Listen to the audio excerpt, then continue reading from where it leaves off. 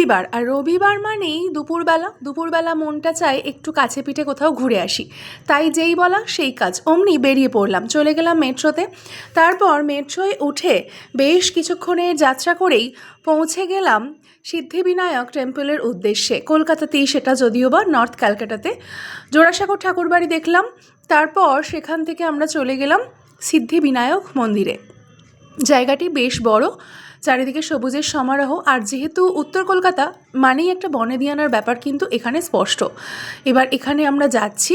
এই যে সিদ্ধিবিনায়ক মন্দির, ভীষণ সুন্দর, ঝাঁ চকচকে পরিস্থিতি, পরিবেশ এতটা সুন্দর যে বলার কথা নয়, চোখটা জুড়িয়ে যাচ্ছে। এত সুন্দর একটা মন্দিরে এসে একটা বনেদিয়ানা, আবার অন্যদিকে একটা আভিজাত্যপূর্ণতা মনকে আকর্ষণ করছে। বেশ খুব সুন্দর করে মন্দিরটি সাজানো, যেন মনে হচ্ছে কোথাও বোধহয় বিয়েবাড়ি হচ্ছে, কিন্তু না, এখানে হচ্ছে সিদ্ধিবিনায়ক অর্থাৎ গণেশজিকে এখানে ভীষণ সুন্দর করে পুজো করা হয়। এত সুন্দর করে গণেশজির আরাধনা করা হচ্ছে, মনে হচ্ছে আমি বোধহয় মহারাষ্ট্র বা মুম্বাইতে আছি ওখানে।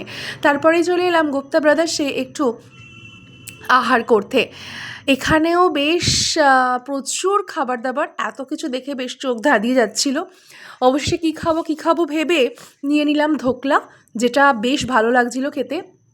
আমি ধোকলা খেতে বরাবরই ভালোবাসি, আর এই গুপ্তা ব্রাদার্স মানেই হচ্ছে একটা ভেজিটেরিয়ান খাবারের আদর্শ ঠিকানা। তো এখানে এসে এই যে চাটনিগুলো খেতে খুব ভালো লাগলো, ওয়াও, টেস্টি ইয়াম্মি। তারপরেই খেয়ে নিলাম এই ধোকলা বেশ ভালো লাগলো খেতে। ধোকলা খাওয়ার পরেই সামোসা, এই স্পেশাল সামোসাটা খেলাম, এটাও কিন্তু বেশ ভালো, খুব ভালো লাগলো খেয়ে। আজ তবে এখানেই, দেখা হচ্ছে পরবর্তী ভিডিওয়ে, টাটা।